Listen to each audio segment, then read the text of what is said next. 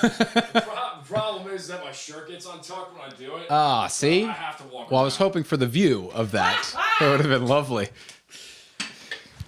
You're lovely. I know I'm lovely. You don't have to tell me twice, Bubba. Hey, you don't have to conjure up a good time around here. Greetings, everybody. Welcome to the Artist Lounge yet again. We want to thank you so much for your support. And I say it every time we have an episode. This is yet again another special guest because every guest on this show is indeed a special guest. I feel special now. Wow. This guy is a voiceover artist on various projects, including Carnival Cruise. You can hear him on Carnival Cruise, CBS News at 10, and some Arnold Schwarzenegger Barcelona event audio. Yeah, I didn't actually do an impression of Arnold Schwarzenegger. Everyone thinks like, oh, did you do that in Arnold? No, I just did a promo for it, but it's still pretty cool, you know? Up, down. Up, down. Yeah, exactly. That's, by the way, that's my... well, we'll get into that because I have weightlifting on there on the bullet point. We'll get to all that. Oh, good. That's good because I'm such a gym guy. Studio engineer. Yeah. Live mixing engineer, gym rat, and hilarious cat, good friend of mine. Wine connoisseur as well. We'll get into that in a little bit. Ooh. But look, without further ado, ladies and gentlemen, I present to you Mr. Dan Kazda. Thank you. And I hope there's some applause. Like, we need to put that in the background. Do you have a sample? I'll get you a sample. Send me a sample. Yeah, I want the crowd to go wild. I'm done with this homework for That's now. good. Yeah, no, that's good. That's good. I did enough for you. You did. I spent 12 minutes last night. That's good. That's good. Writing because this. there's so much information about me online. Your bio was stellar. Yeah, I'm pretty much the Morgan Freeman of the at-home voiceover Let's see the bio community. that you sent me for a second. Jason, I'm really bad at writing bios, so let me give you just some information written informally. And then there's like 3 paragraphs of stuff I already knew, except for Carnival Cruise. Well, actually, I did know about Carnival. I didn't know about Arnold. There you go. The Arnold. I see. I gave you information that you needed. So you say listen, that I wrote that all in vain. Like, I spent a good amount of time. Well, no. Actually, the BMW story is cool. I would have never known that, and I have it as a note. Exactly. So listen, it was useful. I'm glad it was It useful. wasn't a waste of time. Yeah. No, I'm a useful person. Let's see. Let's unravel and see if that's the case. Oh, this is not going to be the case. Go ahead. You just lost all of your viewers. Congratulations. Let's just start from the beginning. Let's start from the beginning. When you went from unuseful to useful. Yes. That's a good beginning. How did this come about? I mean, I read a little bit about the comedy aspect and being a kid running around. And you and I have another thing I didn't know about you. What was that? Which is doing the radio spiel in your tween years. Oh, because I did the same thing. And Yeah. look at where we are. Look at where we are. Right? So Yeah. there's definitely a correlation there, and if the seed is there from the beginning, it will grow into something. I really believe that, like with kids and youth and the exposure. So that had to have had an impact at an early age. And we can get to influences in a little bit, but just walk me through, like, when did the interest start? Was it sparked by a parent? Was it just there intrinsically for you?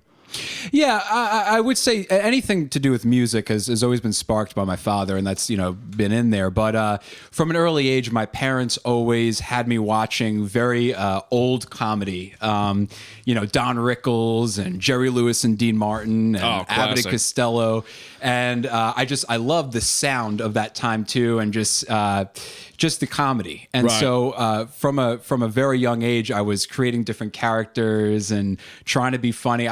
And that was always also like an out for me. Like, and people that really know me well know that the funnier that I am in like a social situation, the more uncomfortable I actually am, or the more to get really deep. Like if I'm like in this like depression or rut, just comedy kind of takes me out of that. It's almost a mask.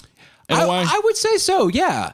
And it's kind crazy. of an abrupt way to put it, but no, it totally true. Yeah. Wow. And you look like people that like Jim Carrey or Robin Williams. We were talking about Robin Williams when Ariana was on yesterday, and it was same thing. And that's true. Yeah. Not that I'm like this, famed comedian. I'm like, yes, us comedy people deal with this. No, but it's people that inherently are trying to be funny. The story is that they're trying to get people not to feel what they're feeling inside. Wow. And that's totally something that really speaks deeply to me and has always spoken to me. Yeah. No, I could definitely see that. Yeah.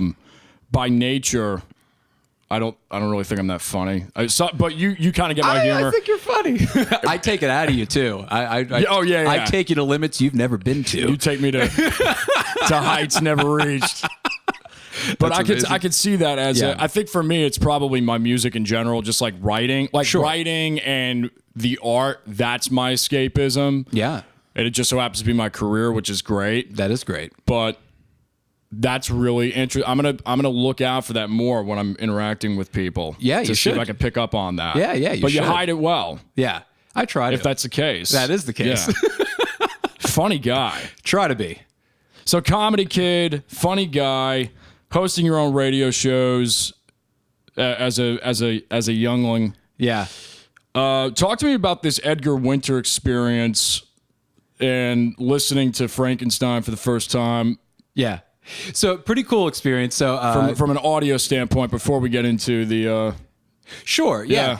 And it, in my household, it was quite religious, and so anything. What was that? Supertones. Remember Supertones? That like real kind of heavy Christian music, whatever. Yeah. That was considered like Satan's music. Oh God. So my dad and I always really connected with music, and that's actually the first introduction to rock and roll. After that was Sweet Child of Mine, which is that's great. But so we're driving. We're actually in Garner, North Carolina, and I remember it like it was yesterday. He blares Frankenstein in that BMW hi-fi ish equipment, Ish. and ish. And I remember like listening to that sound and being like, "Oh my God, that's insane!" Like, and he was pointing out different things like the high frequencies and the low frequencies, and how balanced everything is, et cetera, et cetera. And that totally just like sparked something in me. Was your dad an engineer by any chance, or audio background? He would dabble. No, he was a doctor, so that was kind of his career. But he was, like I said, I mean, he always he led worship. Played keyboard, right? From what I read. Yep, and sang. And amazing tenor. Yeah, had a great voice, and that was his thing.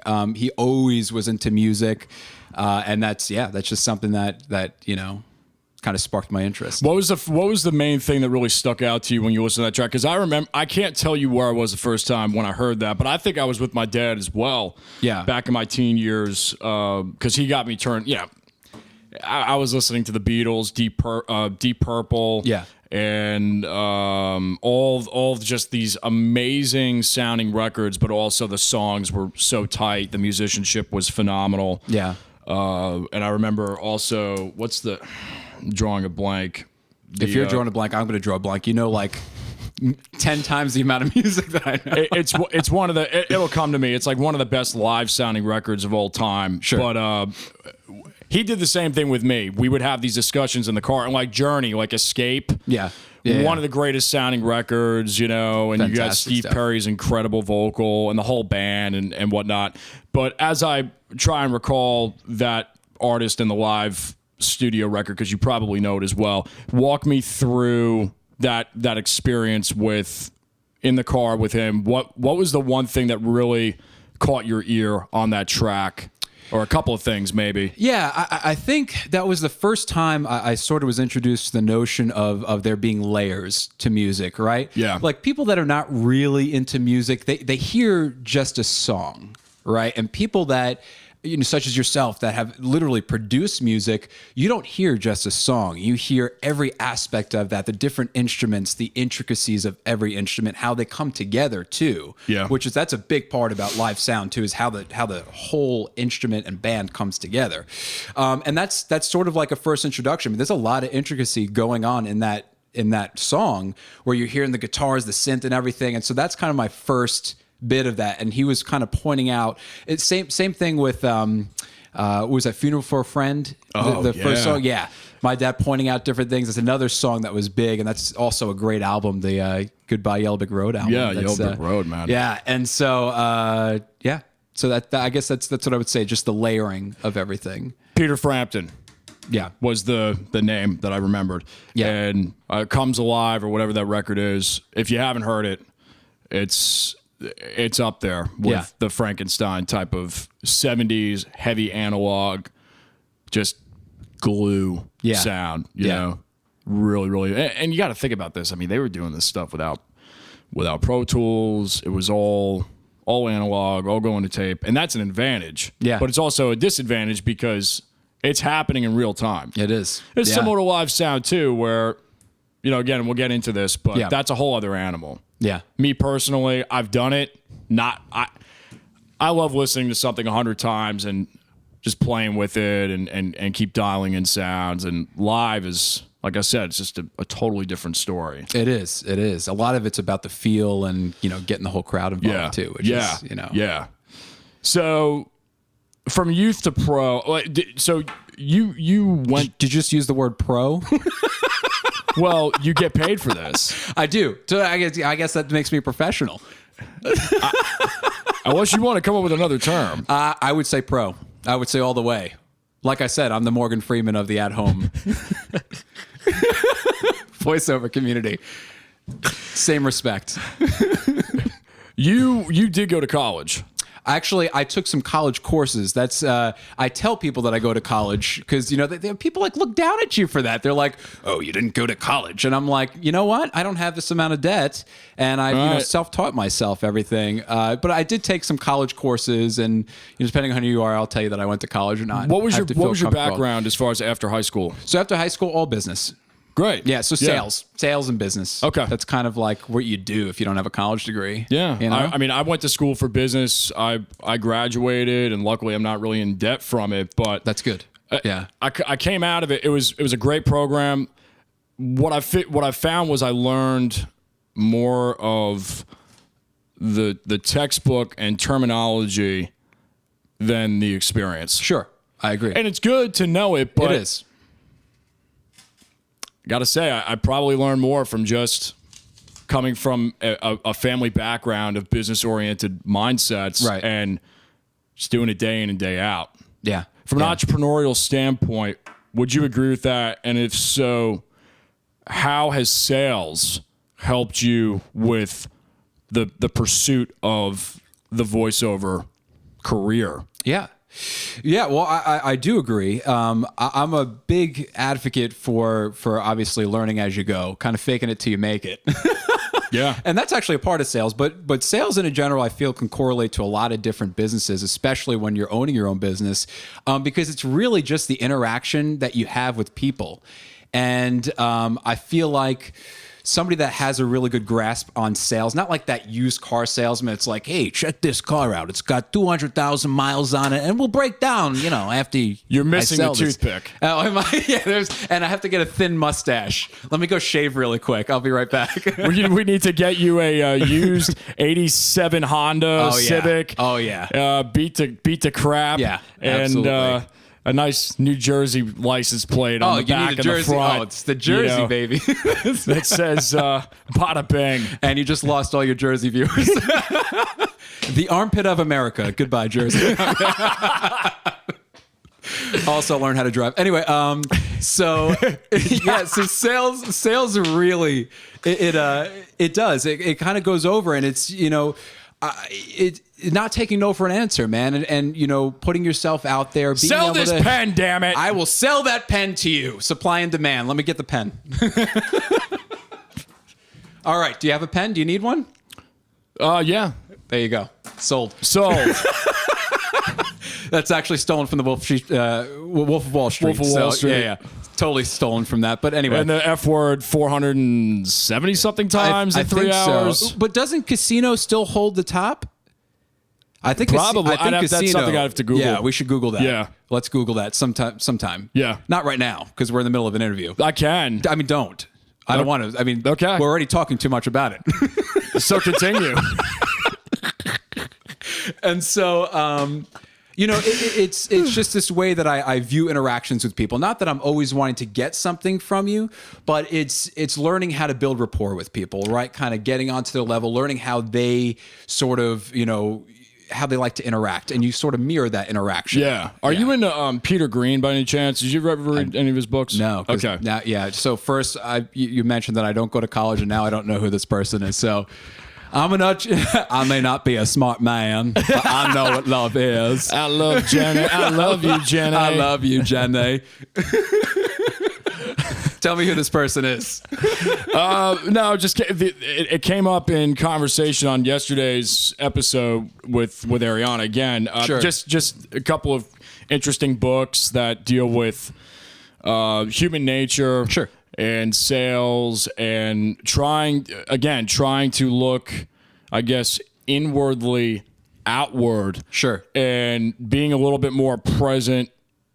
And trying to tie the ties between what somebody else wants, instead of being focused really on yourself, like really trying to put the highlight on them. Yeah, and you can use it for manipulation. Like there's absolutely. And this guy really gets into the studying the power and kind of what happened with Cleopatra and how she used her beauty to intoxicate certain, you know, prominent male figures back then. That's exactly what I do. That's exactly. That was crazy. You know, I have a bullet point on here, chest hair. That's good. That's a great So bullet if you want to point. hit that now, we can. Yeah, no, I do. But quickly with sales, just to your point, before we get into chest hair, because that's, you know, such a great deep subject that we need to talk about. We'll even have a competition. Oh, jeez. This is going to get weird. I think we're already there. Yeah, I think we're already there. You should put like a little discretion thing on there. If there's any small children in the room. But it looks like we're wearing sweaters, which is, well, let's segue right into it. That's what I love. I love that as a hairy gentleman, I don't necessarily have to be jacked at the pool because I have so much hair to cover it. I mean, you can tell there's a little extra love in there, but at the same time, those dudes that have no hair, you see every nook and cranny. Here, nook and cranny. You don't. And you could take that wherever you'd like to, buddy boy.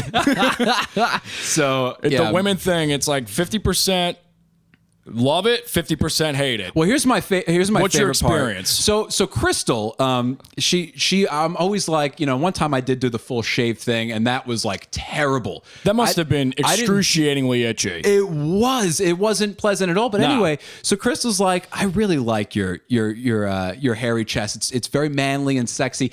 But then we'll watch like a show or a movie, and there's like a not as hairy guy on there, and she's like, ew. And I'm like, all right, now what's going on here? Right. What do you really like? Are you just telling me is there overcompensation or what's going on here? What's going on? No, but I've learned to embrace my hair. I really have. I do a little manscaping, a little trimming around the armpit area. You gotta trim. You gotta trim, man. It gets excessive, but you know, I like it. But my son pulls on it, and that hurts. You know, that really does hurt. We're trying to do skin to skin, which it's like, you know, him getting lost into a jungle. It's like a safari for him. It's like you see little lions and tigers. Who would have known the pain? Well, it was funny because when you and I were talking right after he was born, and I have fatherhood as a bullet point here. Sure, that's a great bullet point. But you go not as good as chest hair though. Right. I said, so what's it like? Because one of my other good friends just had a child as well, and I think he's like 1 or 2 now. Sure, but it's like everybody I know is having kids. Yeah, it's in the air. And I'm thinking, like, what's it like? And you go, imagine eating your favorite food. Uh-huh. And what was the other part of the analogy? Well, to make it more appropriate, basically you're eating your favorite meal, but somebody's taking like a hot tack and shoving it in your eye at the same time. So this is the best and worst time of your life. I love it. But it's great because, and especially with me, I have a personality that I need to have some stressors on me to expand as a person, and this child, you know, it's made me all sorts of like good. I mean, I really like, you know, becoming a morning person, or I've become more type A with staying organized, and because you have to, you have to, yeah. And so, but it really is truly the best thing that'll ever happen to you. Wow. So it really is. That's cool, man. It's incredible. That's cool. Yeah. So becoming a morning person, we'll take it from there. Oh gosh, yeah. What's your day to day looking like these days in the sense of juggling the career, which is obviously taking off, and perhaps juggling sales too on the side as well. Walk us through that. Yeah, because you got a home studio now too. It's a lot. I do. Yeah, and you operate. I essentially have like 2 full-time jobs. Like it's a lot. And then I have family, which I guess I should have reordered that. But anyway, I have family, and then I have 2. We can cut that. Well, yeah. Well. We're not going to cut that. No, we're not. So it's a lot. And so I have to start. In fact, if I don't start my day a certain way, it throws me off. And so I wake up at around 6 o'clock in the morning. I put on some music, some light music, and then I'll make a French press. And that's like my thing in the morning. I like to make coffee. It's an addiction, and it's a great addiction. And if you have problems with addictions, we will put the addiction hotline number right at the bottom of the screen. But coffee is a good addiction. And then I'll make, breakfast and then kind of just start my morning. I'll respond to emails and check into stuff and then go from there. And now as one of my full-time jobs, I do sort of like an investment banking type deal.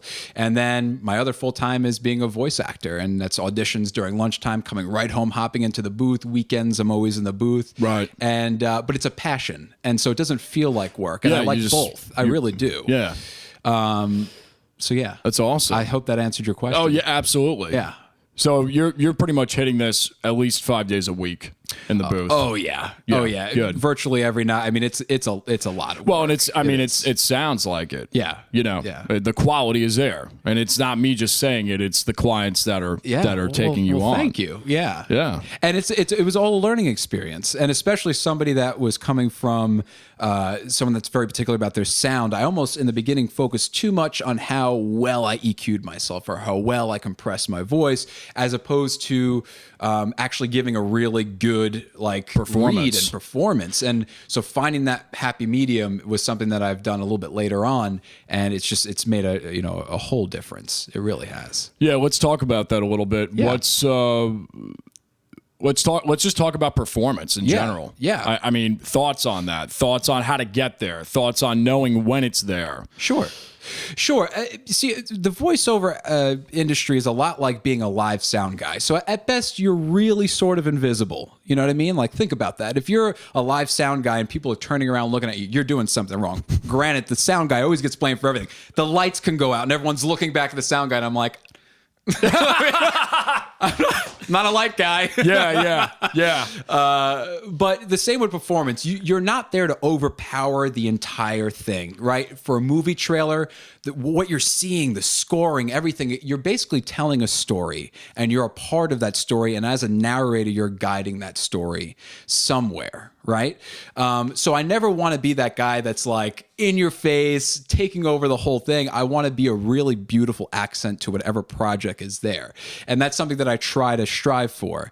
And so, getting into the booth for, the first, half a year when I first started was, let me get this really awesome sound, let me get this equipment, which is great. And, the plugin, have you fallen into that whole plugin? Plugins is like a drug, man. When you start with one plugin and then you figure out what else is out there, it's like you want all the plugins. Yeah. It's also quite expensive. Yeah, it's even worse when you want the analog versions. Of course. Which I just went through another phase of that. And I'll show you some stuff after we're done. I cannot wait. And you're going to go, yeah. Damn you. Yeah, well, damn you. I do that anyway. I look at you and I'm like, damn you. How does one look so perfect?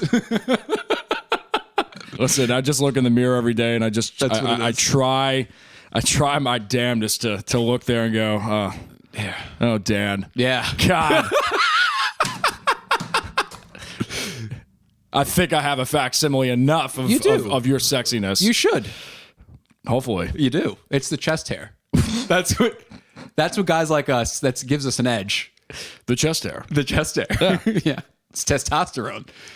I was looking at pictures of myself when I was 16, 17, and it's funny because I thought that I had the muscle mass. I thought that I was like, man, I really look like a man at 16 when I was 16. I went back and I was like, Man like boy. Toothpick, man. What the heck? Yeah. It's really life is strange. Yeah, it is. It is. What about looking back at like different stuff? Like my wedding time, and I've been married going on 8 years now. Looking at my wedding, I had this chin strap that wasn't even like fully grown in. Like it was like a really bad chin strap. Like some people could rock a chin strap. Again, Jersey. Yeah. Totally did not. And I'm looking back and I'm like, what is happening? Like I should have had 2 earrings. That would have been like a total Backstreet Boy. Yes. So, but no, looking back at old pictures, it's always, the same. Studio gear in general. Yeah. Good segue.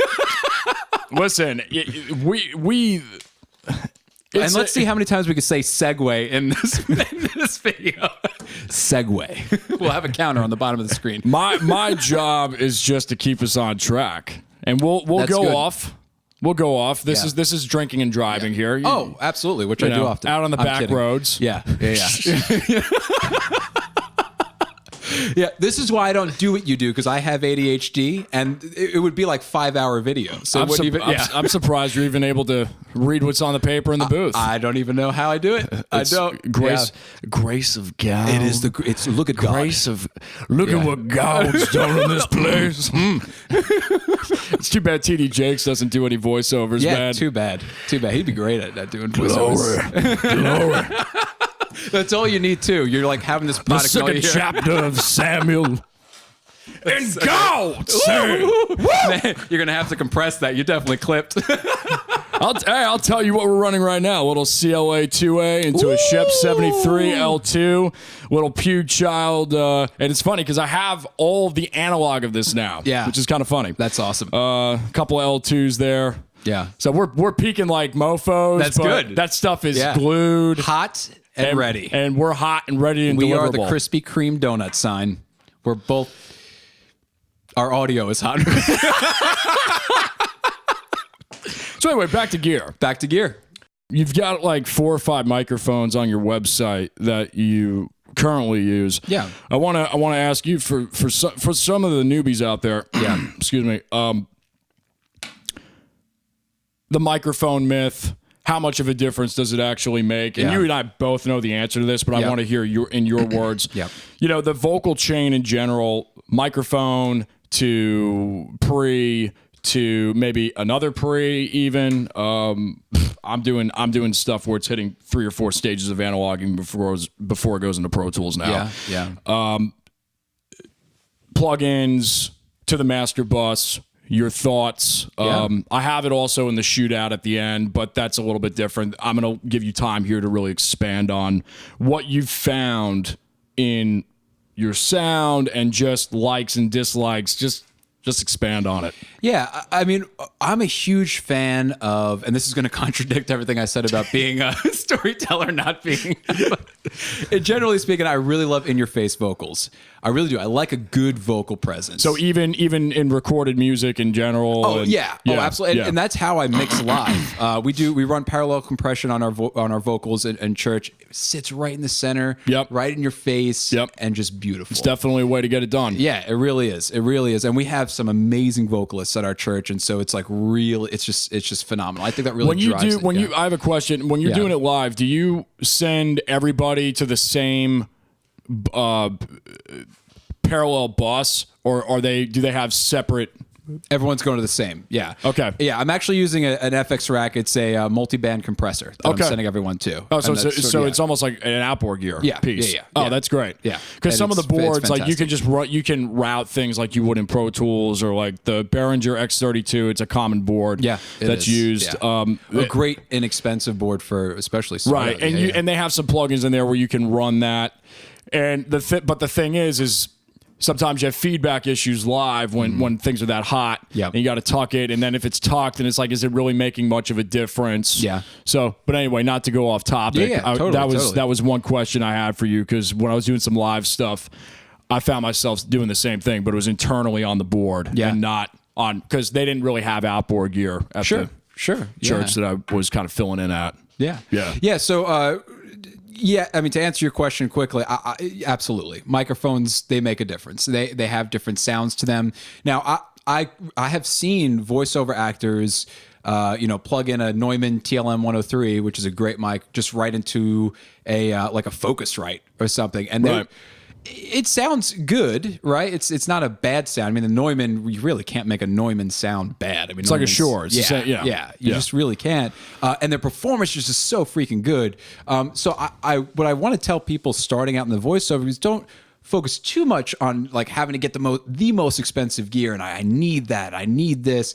Get gear that sounds good, and you really want to focus on your noise floor. You don't want something that's super loud. People look at that. The room is huge. It really is. Huge. Yeah, you can have the most expensive equipment in the worst room environment and it's not going to sound good. It's just not. Yeah. And so all of those things kind of come together, but that being said, I do have some pretty expensive microphones that I really like, and there's certain sounds that you can get. So the Lewitt, we talked a little bit about the LCT 940, which has tube mic. Yeah, it actually has dual circuitry. It has the FET and tube, and you could blend, and you can actually also blend the polar patterns, which is really cool. Interesting. Yeah, very interesting. Yeah. And you can really dial in the kind of sound that you want. And I really enjoy that.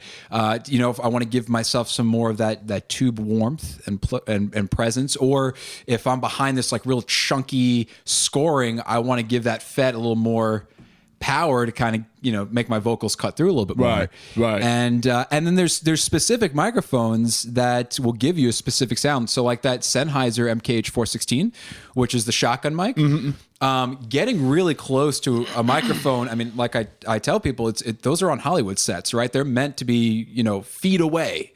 But getting real close to it gives you this in this face sound that's like really difficult to get. That's like it's perfect for promo work.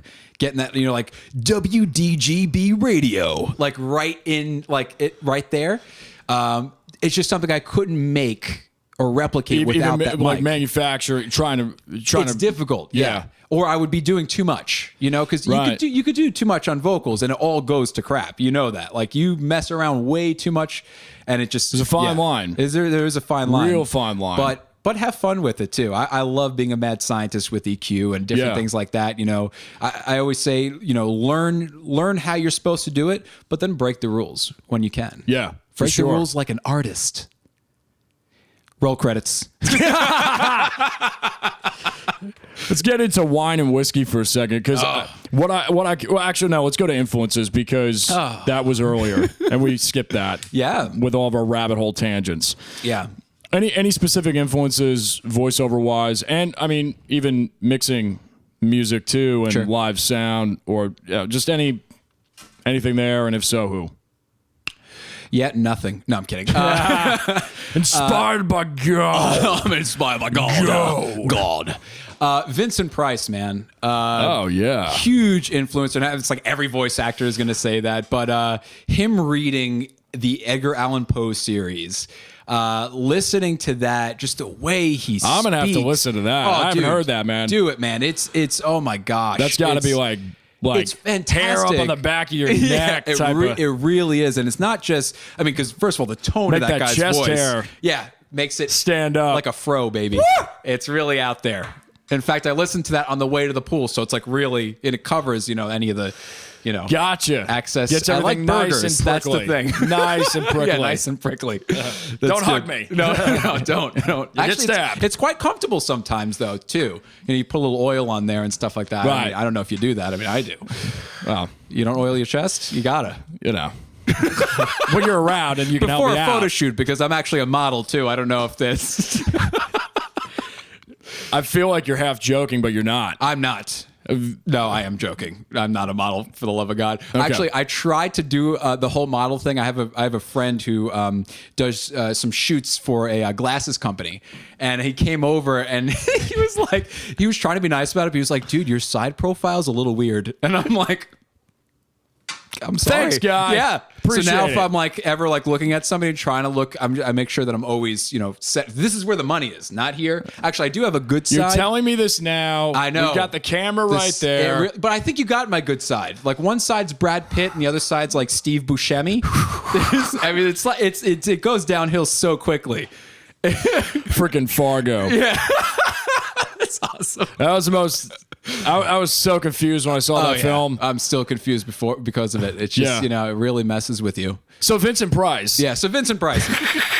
Reading the Edgar Allan Poe thing, it's not just the tone of his voice, because the guy's creepy as heck. I mean, he have that kind of real, like, crazy tone in his voice. It's like, really, that was a horrible Vincent Price impression. But, the evil yeah, exactly. of the thriller. Exactly, and that's exactly, you have, like, that sort of cadence that he had. It was very just smooth, and, like, he just knew how to work a microphone. And as he was telling that story, just the inflections that he used, you're just embodied by the story. And that's what I always strive for. I want somebody to listen to my voice and just be like, oh my gosh, first of all, that guy sounds like he's sexy and hairy, which is both very, very true. Did you ever watch Frasier?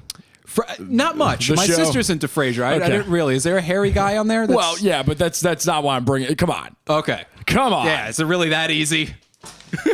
No, but he's a voiceover. Excuse me. He's a radio guy. Radio psychiatrist, and has a radio show in Seattle. Like, that's the premise of the show. This is on the night. This is after Cheers, because it was a segue from Cheers, or excuse me, a sequel. And the whole premise is he's on radio, and there's this one episode where because he's very theater oriented, very artist oriented, and they land this deal for this slot where they do one of those horror thriller type of night at I can't remember what it's called, the episode, but he has to, like, get everybody involved to do this radio program with all the voices, and they have the script, and they're rehearsing it and everything. And I should watch Frasier. I don't know why I don't watch it. You should watch Frasier. Yeah, you need to definitely see this episode. Yeah, because it goes into the whole thing about, like, theater in the mind, and he's just, like, going off kilter and being uber perfectionist, and just going crazy. Yeah, and it's a good time. Like, I got to send you that. You should send me it. Yeah, I'll watch it. If you have Netflix or Hulu, it's on there. I'll dig up the episode for you. That's a good segue too. I'm quite the perfectionist myself. Of course you are. Absolutely. Yeah. Have you messed with the Enneagram at all? Have you heard about that?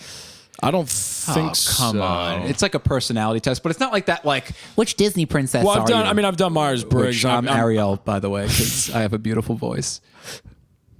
Look at this stuff. Isn't it neat? Wouldn't you think my chest hair is complete? Wouldn't you think I'm a man? We just ruined everyone's childhood. Everyone's childhood is ruined now.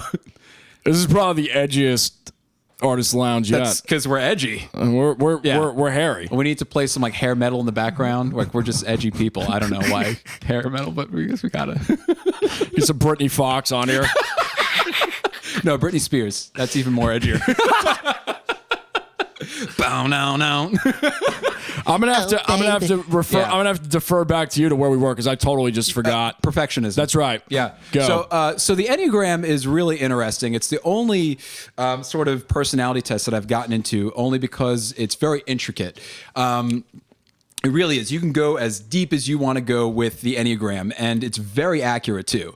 So I have well, without getting too much into it, send me a link. Yeah, I'll send you the link. There's a part of it that's a perfectionism, and I have, that inside of me. And so that really comes over towards my voiceover career. And I was telling you that I really think that the reason why I'm able to book certain gigs or have gotten what little success that I've gotten was because I've always been a perfectionist. Even if I was doing a free job, or if it was like a low paying job, I would never, ever compromise quality. If you're paying, this is bad to advertise. If you're paying me $5, I'm going to give you what I would be, if you're paying me $1,000, you're just going to get get that. Yeah. And so, I don't know where I was going with that, but I just wanted to that's a great point. It is doing it right and not compromising. Because we love to do it. Because you love to do it. If it wasn't something that we were passionate about, I would just slap it together, right. But it's something that it makes you feel alive, right? I'm sure when you're mixing music or you're playing the drums, I mean, you can see it in your face, dude.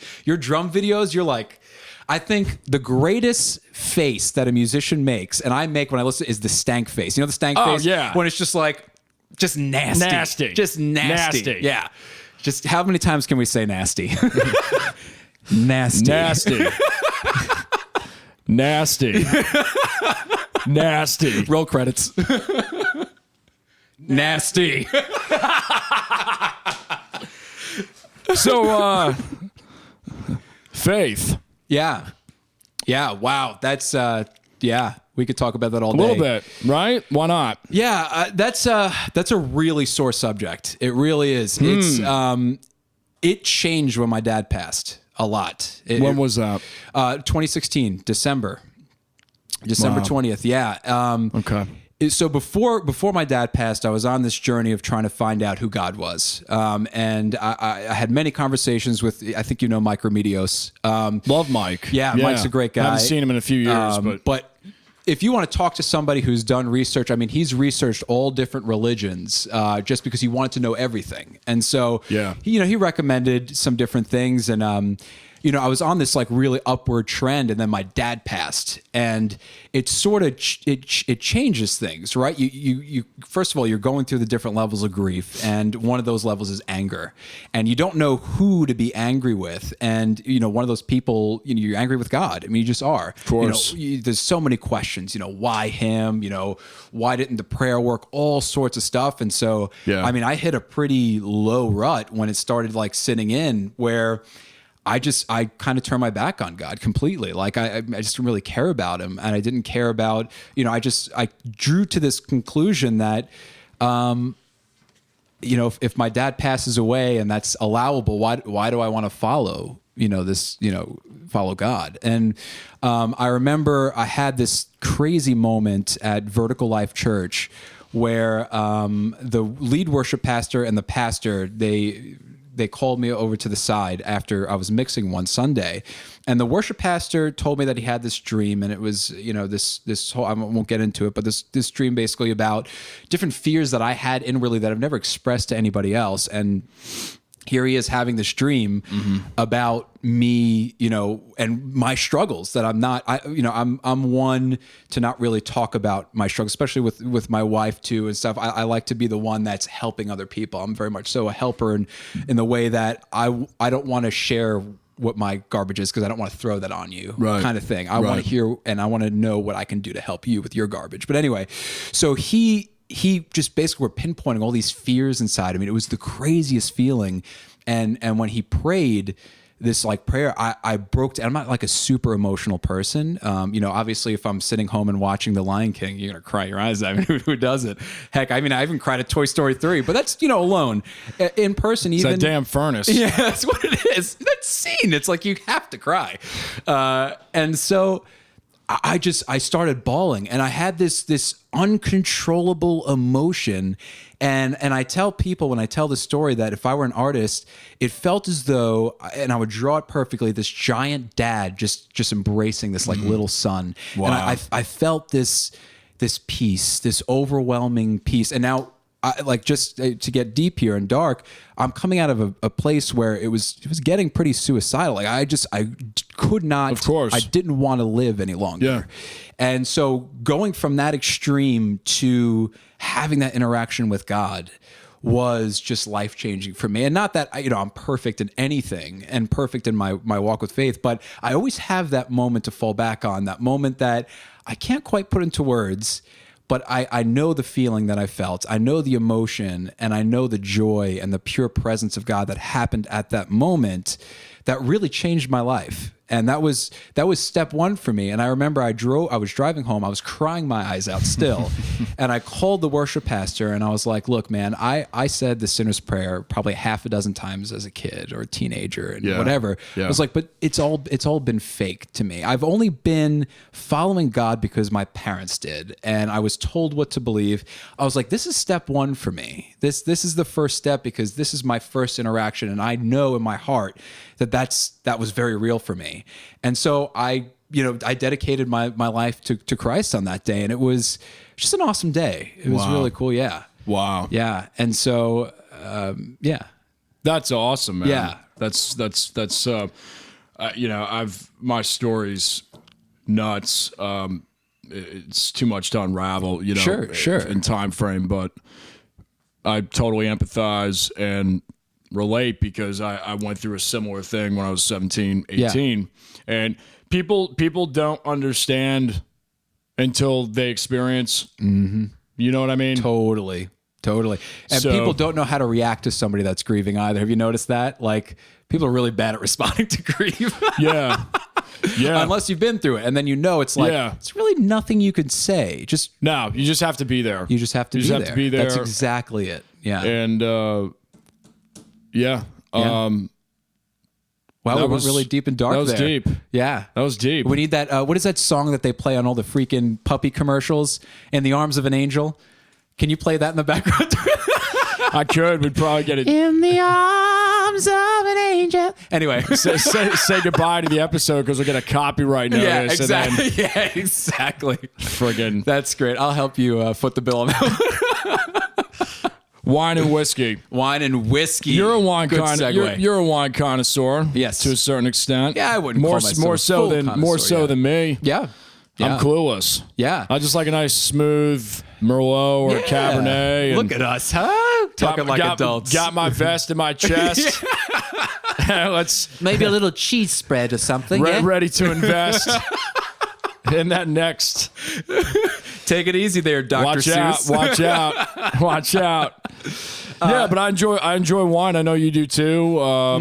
To me, if I was on a stranded island, that would be my go-to adult beverage of choice for 60, 70 years. If I had the privilege of being alone and naked by myself for that long. There you go. You got to be naked. I don't know why. I mean, chances are you'll be left with clothes, but you got to strip down. You know. Yeah. Just give me conky and wine. It's all good. That's all you need. Absolutely. And what is that? Wilson? Remember the soccer ball? You need Wilson. Everyone needs a Wilson when they're in the Holy Ghost. Yeah.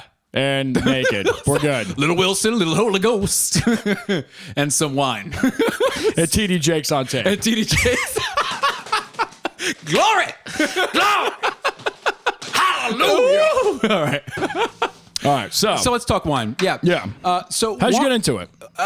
My dad. 14 years old. Yeah. Again. Yeah. No, actually, probably. Yeah. In the Italian, Italians. Hey, dude, come on. Bada bing. Anyway, we start wine at a young age in the Italian families, and but the thing my dad always taught me, and I give him all the credit for any bit of elegance that I have, if you want to call it elegance, but just he always he explained things to me, right? So I had a very healthy relationship with alcohol at an early age where it was all about wine pairing, and my dad taught me that at a very young age. And I recall, I mean, I don't want to say an age because everyone's going to judge. Yeah. Yep. We have this really meaty sauce, and then we have this super bold cab, and he's like, take a bite and then take not a a sip. Marshall. Yeah. And so we're shameless. And so, absolutely. And so from an early age, I was like, wow, that it goes together. And so I think I like wine and whiskey so much just because I like just enjoying it. It brings the child out of the conversation, right? If you have somebody that's a little, it depends on if you're a drinker and you get a little crazy, I'll beat my wife when I drink. So anyways, I don't. She could totally take me. I go for a swing and then she takes me down in one punch. Anyway, that's horrible. But I like enjoying wine and whiskey with other people, and I really like, bringing a good wine or bringing a good whiskey to a gathering and just watching people's reaction to how good they are. Or there was this one guy, I don't know if do you know Dan Horn? I don't think so. So one of the smartest rednecks you'll ever meet. He says it himself, so he doesn't mind me saying that. That's funny. But he's a civil engineer. And wow. I didn't know that going in, but I walked to his house one time and he was utilizing what's called electrolysis, I think it is. And he had this whole setup just to remove rust from a pan. And it was this legit, there was a car battery out there. It was and it was working. It was legit. But anyway, I brought this really expensive, I think it was a beer. And he tried, he was like, man, that tastes like teriyaki sauce. And I was like, well, I just spent half my paycheck on that sauce. Anyway, funny quick story there. Sure. But anyway, wine is just a great thing. I really like Prisoner, which is a really great red blend. And Orin Swift is a guy that used to make Prisoner, and now Prisoner Vineyards makes Prisoner, but he has a whole wine selection that is just absolutely fantastic from Napa. And but I love the Italians too. I mean, I feel like the Italians, you could spend, like $10 on a bottle of wine that's an Italian, and it's like, all right, it's a great little table wine. Like I don't hate it. It's smooth. It's great. Let's talk and have a drink. Yeah. You ever had Toasted Head? I have Toasted Head. Yeah. Not bad at all. It's got that. It's got a little bit of that dirt in it, which is nice. Sure. Yeah. The earthy undertone there. Earthy, and it's. I'll have to spend more time with you on this because again, I'm not as well versed as far as defining what I'm tasting. I'm glad you said dirt because people get crazy with that. I was reading a review and it was like pencil shavings, and it's like, I don't know if I want to really drink pencil shavings, but people get ridiculous with those descriptive words. This is another reason why you need to watch Frasier. Okay. Because they are huge into wine, really? And him and his brother get into it, and the dad's like super blue collar, ex-cop, Oh, that's awesome. Retired, honorably discharged with an injury, and he's just sitting there and he's like, oh, jeez, you got it's just hilarious. I think this episode needs to just be called Frasier. Just call it Frasier. Yeah, I mean, there's no copyright issues with that either. All right, so whiskey real quick. Yeah. So there's a whole like world out there with whiskeys, right? You can go from, standard whiskey, Japanese whiskey, scotches, et cetera, bourbons. I started out with bourbons and then went into scotches. Really enjoy that whole bit. I do have a bit of like an acid reflux GERD thing, so haven't really been able to enjoy as much. But it's more of something that if I'm going over a friend's house, I'm going to bring like a bottle of whiskey. I won't keep it stocked at home just because I it's not really good for my GERD. Oh, my GERD. So, but oh jeez, the God. Man, funny story. I want to hear it. So make me laugh, funny man. And I feel like I've done this. But afterwards, and it didn't have the same effect. Sure. Which was nice. Acid. Because this was just horrible. Right. Probably 3, 4, 5 years ago. Came back from a gig. Yep. It was great. Good 3-4 hour gig somewhere with the band. Yeah. Came back 2 a.m. Obviously I probably ate at the venue at the end. Had a yogurt when I got back. Had it with a beer. Oh. Went to bed like probably 4 or 5 in the morning. I wake up, literally thought I had battery acid in my throat. That's good. That's what you want. And I was like, yo, this is bad. Gnarly. That was a whole, and I mean, the crazy thing was I felt the acidity for 48 hours afterwards. Yeah. It's like ridiculous. I was just eating food the next day, and this is unbelievably annoying. Yep. So, welcome to being an adult. It's like 22 years old. Yeah. Now we get some acid reflux. So Scotch, I really like the peaty stuff. Smoky, Lafroig 10-year. The quarter cask is fantastic. Just to name drop here. Lagavulin 16-year. I don't know why I said it like that, but you have to. So there's some great stuff out there. Yeah. Yeah. Yeah. And is it a lot of guys, they do the cigar routine as well? I used to do the cigar thing until the whole GERD stuff. I'm trying not it's just too much. It's a great mixture. Actually, I enjoy port wine with the cigar more. The sweet and savory kind of mix really does it for me. But I'm not really a cigar guy any longer. Yeah. I kind of got into pipes for a while there too. Tobacco pipes. Yeah. So I wanted to put that on there. We're not in Colorado. Colorado. That's how you're supposed to say it. Future plans for you 5 to 10 years out. What do you think? Ooh, what do you think? Absolutely. What's going on? We moving to LA? What am I dating your daughter? Well, I want to start at Home Depot because I could really work my way up there into management. And you just lost all your Home Depot people. I'm sorry. There's going to be like 2 viewers by the time this is done. How many tangents can we get on 5 to 10 year plan? I want to raise my son to where he's still breathing in 5 to 10 years. I want to be. That's a good goal. It's a great goal. Hopefully you're still alive and not, Yeah. Honestly, dude, and this brings back to the father. It changes everything. And my motivating factor is giving my wife. She had a really tough childhood. giving her the best life that I could possibly give her, and giving my son an amazing life too. And so what that looks like for me is not being a screw up, but putting in the work when I have the time to put in the work, but also balancing that with family.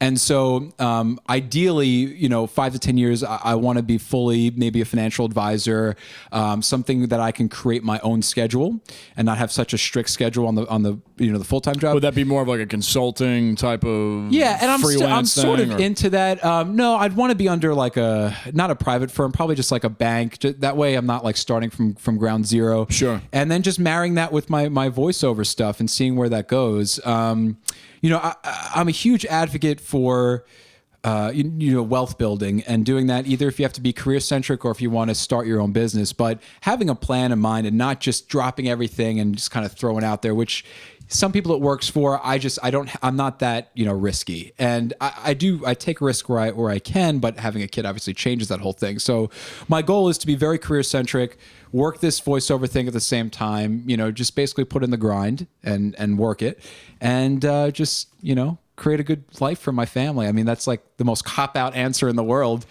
So, but it's the most responsible. And I want to get some bling bling. Is that still a cool thing to say?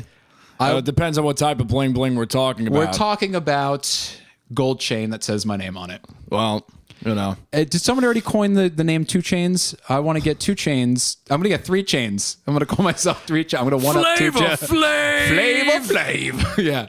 So, I don't know why I said that. I don't know. This is what the first thing that was the first image that came to mind was the clock. It's size of a Cadillac hanging from your neck. Absolutely. That's what we have to do. But and I'm not wearing mine, which is horrible, but every Italian has and owns a gold necklace or silver necklace that has a little cross on it. I have about 20 in there. I mean, you have to. One's from a great grandmother. Be an American Italian. One's from a dad. Oh, yeah. My dad. One's from a dad. Yeah. A dad. One of my illegitimate dads. Papa. Grandfather, whatever. But, and they all have different chains. Yeah. Some have Jesus on them. Some don't. Absolutely. It's amazing how much, to me, if I'm shirtless, which I don't look amazing. I don't look like you shirtless. I mean, I look at pictures of you shirtless and I'm like, whoa. Yeah, whoa. This guy needs a lot of work. This guy, he's chiseled. Channing Tatum over here. Don't. These are all lies. We're going to have a twerk off later. Anyway, it's amazing how much that gold chain does it. Like Crystal, if I'm topless without anything walking around the house, I get more compliments if I'm topless with a gold chain and with the cross. She's like, whoa, you just look great. I don't know what it is about it. Maybe it takes like the view off of everything else and you're just focusing on how beautiful this little necklace is. I don't know what it is, but it's a status thing, man. I'm telling you, like a pinky ring. Sometimes I'll wear a pinky ring. Maybe not the same thing, but I don't know. You got to wear the pinky ring. I've got my mom's high school class ring. Oh, that's awesome. And it fits on my pinky. Yeah. And it's gold and it's got blue feel like on a different person? When you wear the pinky ring, you're like, you come to me on the night of my daughter's wedding, asking me. The day of my daughter's wedding. It's like you feel so like Godfatherish. I wish I had the grapes upstairs because you can put them. I think isn't that what they actually? They either put marbles or grapes or something. They actually did. They probably did something with them, Yeah. That's so amazing. Al Pacino is amazing in that movie. Everybody's amazing in that film. It is, yeah. What kills me is the scene. Well, I guess that scene where he's talking with the son-in-law. No, I'm sorry, the guy from the other family. I can't remember I haven't seen that movie in years. Sure, it's been a while. Yeah. The cat's on the desk. Yeah.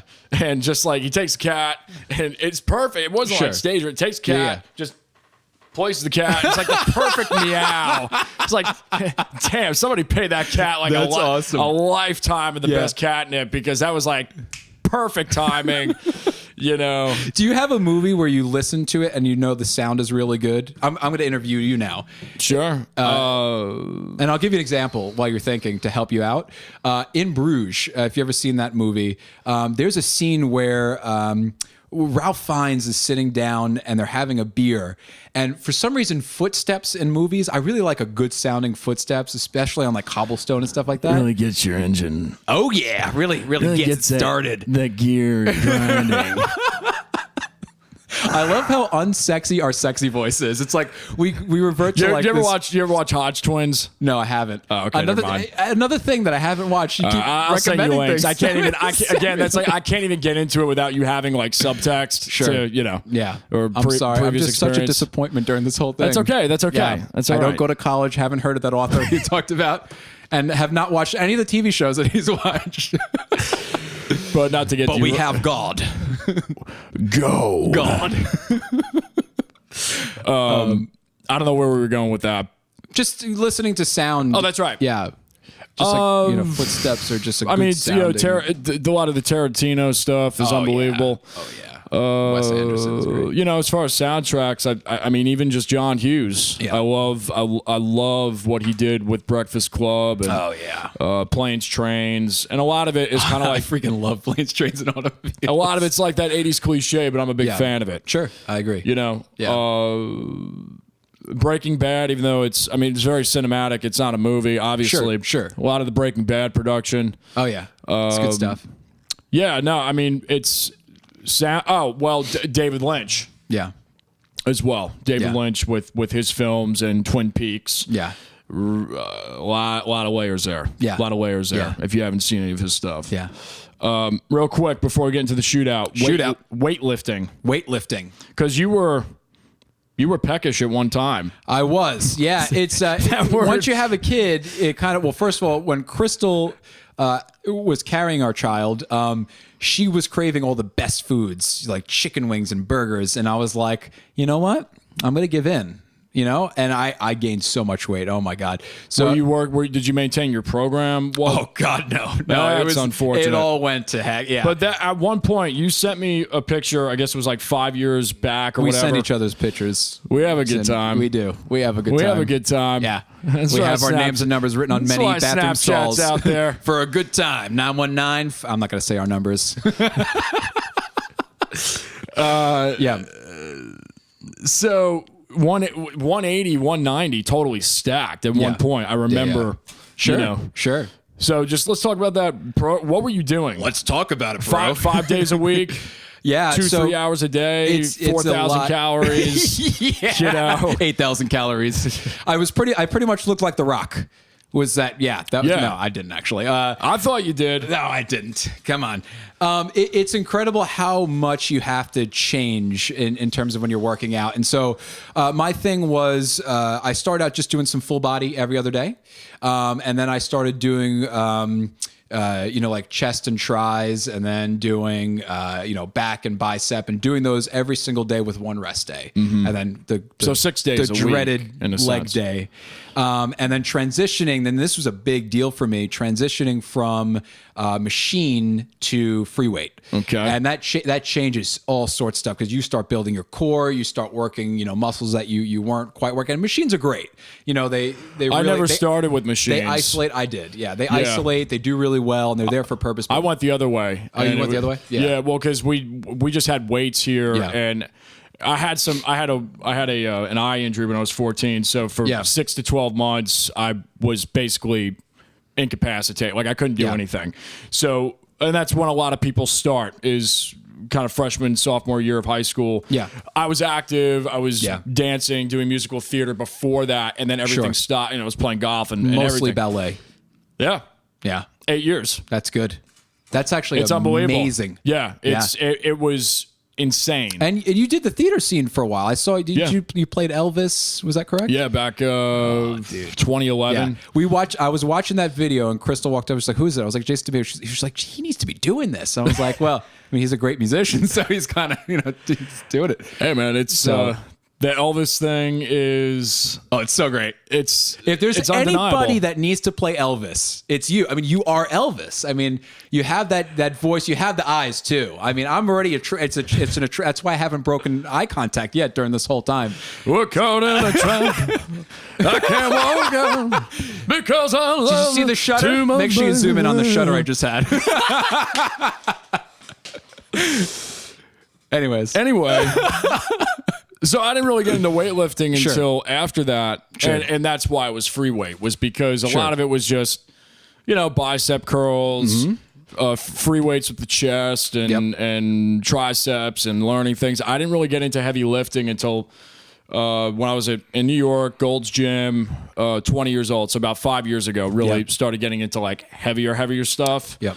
Diet has probably changed because it's like there's so much. Diet is huge. Diet is astoundingly huge. And I found I started doing intermittent fasting, not by just because there wasn't enough time in the day to eat at times. Sure. But I noticed like it works for me. Yeah. And it's not just the protein game. I feel like people make it all about protein. It's not just that. Protein is very important, yes, but getting in the greens and getting in the proper vitamins and minerals to be balanced. Yeah. Oh yeah. And there's something about shocking your system, like not eating for 10 to 16 hours. Sure. You just pick a day or two out of the week when you do it. Yeah. You just skip lunch or whatever. It just chisels off any of that, and it gives you room to have the ice cream, the chocolate. Cocaine. That helps with weight loss. All those rock stars were skinny. Did you see them? Yeah, it gives you the shakes. We don't do cocaine, nor do we advocate for cocaine. Are you still maintaining a schedule right now? I'm starting. I walked right into that. I'm starting back. Getting back into it. Getting back. I'm actually picking up biking too, which has been cool. Which has been really great. That'll tear you up, man. Dude, it does. And do you working. Swim?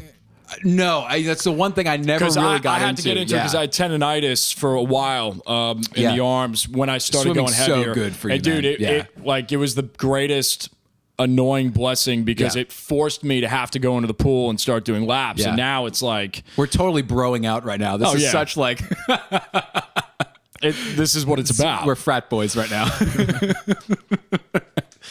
Can we shotgun a beer, man? That's awesome. So but it's a great thing, and what I'm trying to do is just incorporate just being more active, just for fun. Like that's why I did biking, because biking's a blast, you know. Yeah. And when you blast your legs, your blegs. What happens here? Aliens. Your legs are metabolically active, and so they're constantly going, and that helps you, like lose weight. And it's all, all sorts of goodness. But I have a single gear, and that just shreds you. Oh, jeez. Yeah. Oh, yeah. Yeah. When you were doing leg day, I could throw up a remote control and catch it right between the cheeks now. So it's we got to get me excited. Yeah. When you did your leg day back in your prime. Yeah. What did that look like? Oh God. So doing a lot of leg press stuff, but a lot of squats. And I was getting heavily into squats. In fact, I used to work all the leg machines, and I was working out in a gym in Durham, and it was right next to where I worked. And so I would get there super early to bypass all the traffic. Right. And there was this one dude that was like totally, and all the doctors work there, like all the younger doctors and stuff like that. All the older doctors too that love to be completely naked in the. I bet. If you've ever been in a men's it's a show. I did it for a couple of months, and I said, I'm gonna start bringing my backpack in, and I'm done with this crap. No shame. I am done with this. I don't need this, man. Yeah, it's so great. I don't need. You have to be comfortable with genitalia. You really do. So this doctor was like, "Hey man, you're doing a lot on the leg, press and stuff." He was like, "Why don't you get into squats?" And I had this like fear of my legs. Sometimes I get a little popping, and I did that. And he was like, "Well, you just got to work on your form. Work on the form and tighten things up." Oh yeah, absolutely. Supporting muscles. Yeah, and which is really all. I mean, it's astounding what happens. Yeah, and it decreases injury because you can, if you don't have good form, you could hurt. It goes downhill very quickly. It's terrible. And so I having somebody to help you out in the gym is always a good idea. Yeah. And so that was just I don't know. Were you much of a deadlifter? Didn't really. I was kind of. I think if I would have stayed there and not moved, I would have probably dabbled more into powerlifting and doing deadlifts and stuff like that. Never really got into it at all. Yeah, it's one of my favorites. And squats as well. I mean, it's just there's something just hitting that once a week. And right now I do heavy squats once a week. Then the next week I'll do deadlifts. So I usually will go back and forth. Just doing that for an hour. Oh yeah, once a week, and then the other 4 or 5 days out of the week are chest and tries, shoulders, and all. Doing a lot of pull-ups after every single workout. Yeah, and I'm seeing some cool things like. just changing it up, not really doing much isolated weights, more compound stuff right now, just to change it. Do you ever do farmer carries?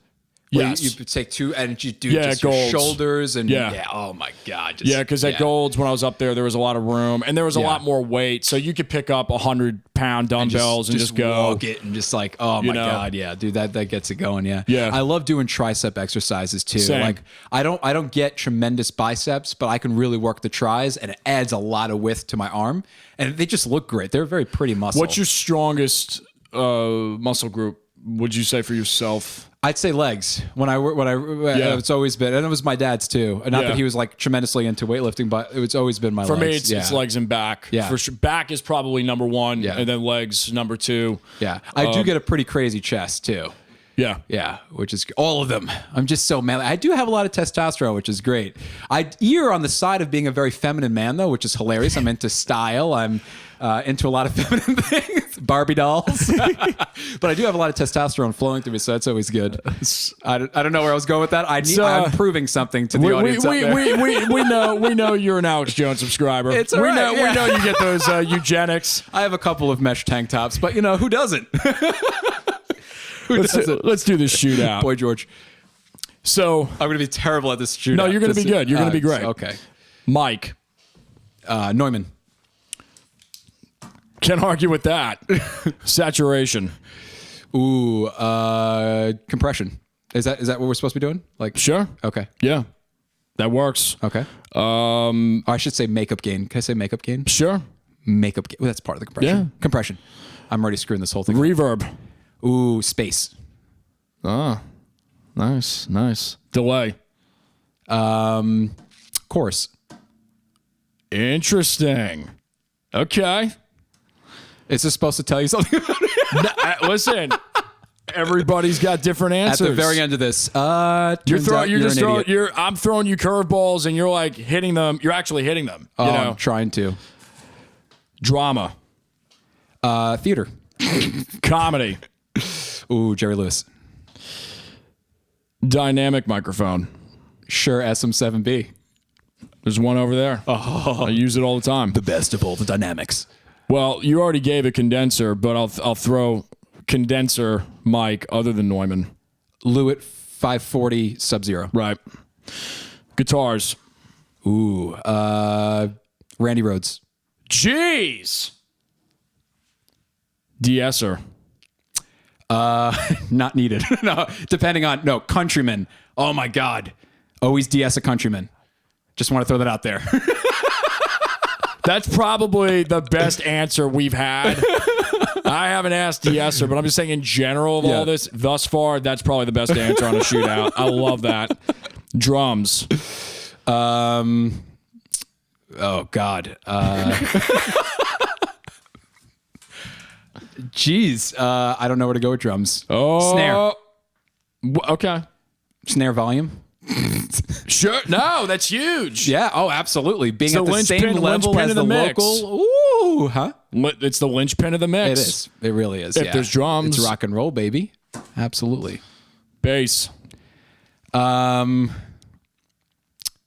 guy that always keeps playing when I'm doing a sound check. Yeah, that's right. Compression.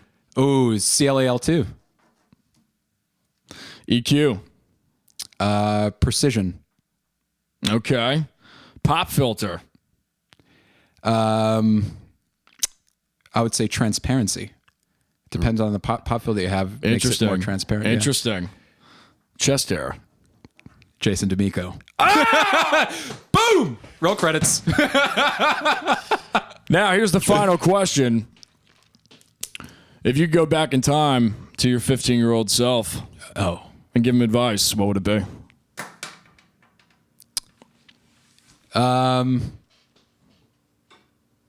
Wow, a ton of advice. But wow, that's a huge question. I would say that's why we don't tell anybody until now. Get your crap together. I would say don't give up. Don't take no for an answer, and do what you love. Perfect. Easy cop-out answer. Perfect. Social media. And find Crystal Kazda and tell her you love her. That's my wife. But it wasn't her name at that point. It wasn't. It was Crystal Kiefer. Yeah, what a babe. So basically find Crystal Kiefer and make her a Kazda. Absolutely. Kind of illegal, depending on where you are. Right. Right. Social media.